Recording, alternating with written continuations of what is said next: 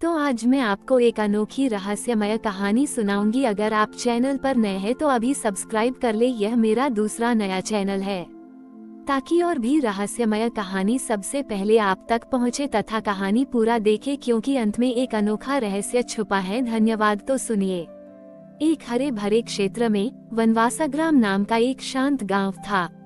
ये गांव अपने विशाल और पुराने पेड़ों के लिए प्रसिद्ध था।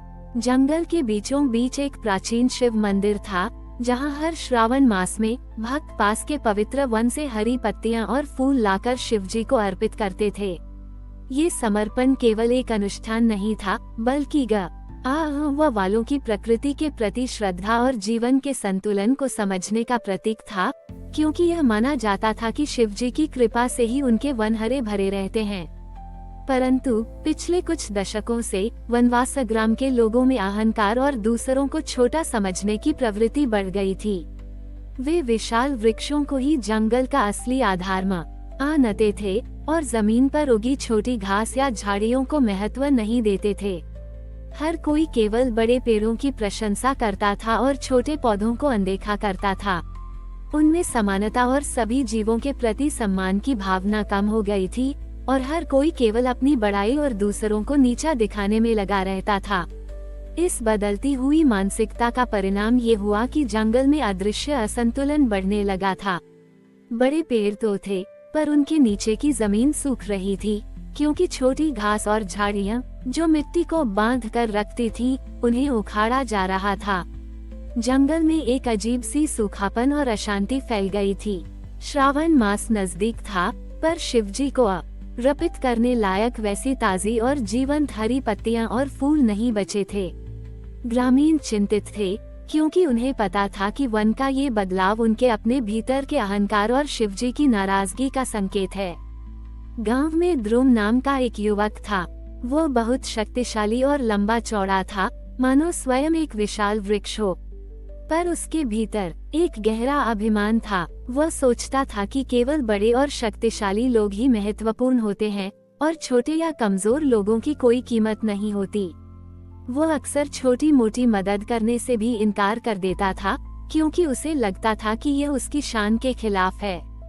उसका मन भी शिवजी की भक्ति से ज्यादा अपनी व्यक्तिगत श्रेष्ठता और प्रभुत्व पर केंद्रित था। श्रावण का महीना आया। जंगल में बड़े पेड़ तो खड़े थे, पर उनके नीचे की जमीन बंजर थी। मंदिर में कोई उत्साह नहीं था, क्योंकि शिवजी को चढ़ाने के लिए कोई विशेष वनस्पति नहीं थी। एक शाम मंदिर में बैठे वृद्ध पुजारी ने, जो गांव की बदहाली और जंगल की सूखती जमीन को देख रहे थे, ध्रुव को अपने पास बुलाया। पुजारी ने शांत स्वर में कहा, ध्रुव, ये वन केवल विशाल वृक्षों का समूह नहीं है, ये जीवन का संतुलन है, जहाँ हर छोटा जीव महत्वपूर्ण है। यह इसलिए सूख रहा है क्योंकि हमारे भीतर अहंकार की जड़ बढ़ गई है, जो छोटे जीवों को अनदेखा करती है। शिवजी को केवल बड़ी भेंट नहीं, बल्कि विनम्रता और सब बड़ी ही जीवों के प्रति सम्मान से प्रसन्न किया जाता है। जंगल तभी फिर से हरा भरा होगा जब तुम अपने भीतर ऊंचेपन का घमंड छोड़कर छोटी घास की नम्रता अपनाओगे। पुजारी ने ध्रुव को एक चुनौती दी। इस श्रावण में तुम्हें इस पूरे जंगल को फिर से हरा भरा करना होगा, अकेले ही। तुम्हें इसके लिए केवल बड़े पेड़ों की परवाह नहीं करनी है, बल्कि विशेष रूप से जमीन पर उगी सबसे छोटी और उपेक्षित घास और झाड़ियों को सींचना होगा, मानो वे शिवजी का ही अंश हों। तुम्हें अपने भीतर के अहंकार, भेदभाव और श्रेष्ठता के भाव को मिटाकर निस्वार्थ सेवा का अमृत बनाना होगा। ये तुम्हारा समता तप होगा। याद रखना, जब तक तुम्हारे भीतर का अचेतन का भ्रम नहीं हटेगा, जंगल में फिर से जीवन का संतुलन नहीं लौटेगा। ध्रुव ने चुनौती सुनी। उसे यह काम असंभव लगा। वो कैसे अकेला छोटे पौधों की देखभाल कर सकता था, जब उसने जीवन भर केवल अपनी ताकत पर घमंड किया था। पर पुजारी की आंखों में उसे एक अजीब सा विश्वास और गहनता दिखी। उसे अपने भीतर एक प्रेरणा महसूस हुई। उसने सोचा, ठीक है, मैं ये करके देखता हूँ। अगर मैं इस जंगल को बचा पाया, तो शायद मुझे भी कुछ मिलेगा। उसने चुनौती स्वीकार कर ली, पर अभी भी उसके मन में संदेह और अपने अहंकार की एक छोटी सी छाया थी। ध्रुव ने चुनौती स्वीकार तो कर ली, पर अभी भी उसके मन में संदेह और अपने अहंकार की एक छोटी सी छाया थी। अगले ही दिन से उसने जंगल में सबसे छोटी और उपेक्षित घास और झाड़ियों को सींचना शुरू कर दिया। यह एक विशाल कार्य था। उसे जमीन पर झुककर काम करना पड़ता था, कांटों से उसके हाथ छिल जाते और जंगली कीड़े उसे परेशान करते। उसे यह बहुत कठिन लगा, उसका शरीर दुखने लगा और अहंकार हर पल उसे त्यागने के लिए उकसाता। उसे एहसास हुआ कि जिस छोटी चीज को वह कभी तुच्छ समझता था, वही अब उसके धैर्य और विनम्रता की परीक्षा ले रही थी। उसका श्रेष्ठता का भाव ही उसके भीतर अशांति का कारण था। धीरे धीरे जैसे जैसे ध्रुव हर दिन निस्वार्थ भाव से छोटी घास और झाड़ियों की सेवा करता गया, उसे केवल शारीरिक श्रम ही नहीं बल्कि एक आंतरिक बदलाव भी महसूस हुआ। हर छोटे पौधे को सींचते हुए उसे लगा जैसे वो अपने मन के भीतर से अहंकार और भेदभाव को भी हटा रहा हो। उसका ध्यान अब अपनी ताकत पर नहीं बल्कि एक जीव के महत्व और जीवन के परस्पर जुड़ाव पर केंद्रित हो गया था। ये छोटी घास केवल एक पौधा नहीं थी, ये उसके आत्मा का विस्तार बन रही थी, शिवजी को अर्पित एक तपस्या।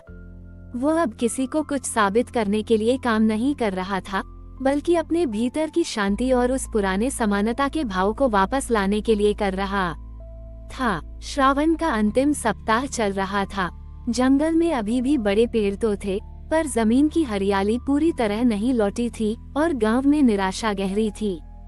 ध्रुव लगभग थककर चूर हो चुका था। एक शाम जब वो एक सूखी हुई जमीन पर पानी डाल रहा था, तो उसने देखा कि एक छोटी सी चींटी एक सूखे तिनके को बड़ी मुश्किल से खींचकर ले जा रही थी, मानो वह अपने लिए एक नया घर बना रही हो। उस नन्ही चींटी के अथक प्रयास और उसके सहज अस्तित्व के संघर्ष को देखते ही ध्रुव के भीतर एक नई ऊर्जा का संचार हुआ।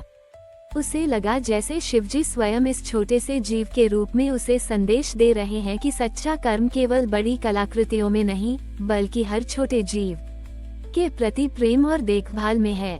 उसने अपनी अंतिम शक्ति से जंगल के उन कोनों की भी देखभाल की जहां सबसे छोटी घास उगती थी, इस बार किसी दिखावे के लिए नहीं बल्कि केवल निस्वार्थ प्रेम और समर्पण के भाव से।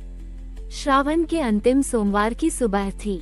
ध्रुव ने अपनी पूरी शक्ति लगाकर जंगल की उस जमीन को सींचा जहां छोट बड़ी ही घास उगती थी। वह थक चुका था, पर उसके चेहरे पर एक अद्भुत शांति और संतोष था। जंगल अभी भी पहले जैसा घना नहीं दिख रहा था। जैसे ही सुबह की पहली किरण उस सींची गई जमीन पर पड़ी, एक अद्भुत चमत्कार हुआ। जंगल के बड़े पेड़ों के नीचे की सूखी जमीन अचानक हरी भरी हो गई। छोटी छोटी घास और रंग बिरंगे जंगली फूल तेजी से उगने लगे। उनकी हरियाली इतनी चमकदार थी कि ऐसा लगा मानो जमीन पर एक हरी चादर बिछ गई हो। जंगल से एक ऐसी ताजी और जीवनदायिनी सुगंध आने लगी जिसने पूरे गांव को भर दिया। हर जगह नए पौधे उगाए और पक्षी फिर से चहचहाने लगे, मानो जंगल शिवजी के आशीर्वाद से फिर से जी उठा हो। गांव वाले जो उस अद्भुत दृश्य और जंगल की नई हरियाली से हैरान रह गए। उन्होंने देखा कि ध्रुव ने अकेले ही उस सूखी जमीन को हरा भरा कर दिया था। वे दौड़े दौड़े जंगल के पास आए और अपनी आंखों से उस पर फैली दिव्य हरियाली और खिले हुए फूलों को देखा। उनकी आंखों में आंसू थे, पर इस बार पश्चाताप और कृतज्ञता के आंसू थे। उन्हें अपनी अहंकार और ध्रुव के प्रति अपने उपेक्षा भरे व्यवहार पर बहुत शर्मिंदगी महसूस हुई। उन्हें एहसास हुआ कि शिवजी ने उन्हें केवल हरियाली ही नहीं दी थी, बल्कि निस्वार्थ सेवा, विनम्रता और सभी जीवों के प्रति समानता का महत्व भी सिखाया था।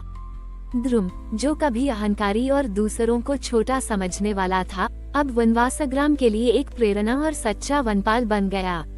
उसने गांव वालों को सिखाया कि सच्ची समृद्धि केवल बड़े और शक्तिशाली होने में नहीं, बल्कि हर छोटे जीव का सम्मान करने, निस्वार्थ भाव से उसकी सेवा करने और सभी के साथ समानता में निहित है। वनवासग्राम अब एक बार फिर अपनी हरियाली और आपसी प्रेम के लिए जाना जाने लगा, क्योंकि वहां अब विनम्रता और समता का निरंतर प्रवाह था। श्रावण का वह महीना और ध्रुव का वह समता तप वनवासग्राम के लिए एक शाश्वत कहानी बन गई, जो ये सिखाती है कि सच्ची दिव्यता तभी प्रकट होती है जब हम अपने अहंकार को त्याग कर विनम्रता से और निस्वार्थ प्रेम से सभी जीवों की सेवा करते हैं, चाहे वे कितने भी छोटे या बड़े क्यों न हो। और यही शिवजी का सच्चा आशीर्वाद है। हमारी और भी आध्यात्मिक एवं अनोखी कहानियाँ देखने के लिए हमारे चैनल पर जाएं तथा धार्मिक एवं पौराणिक अनोखी कहानियाँ हमारे चैनल पर है। कृपया जाके देखें तथा हमारे चैनल को सब्सक्राइब करके रखें और वीडियो लाइक जरूर करें। धन्यवाद।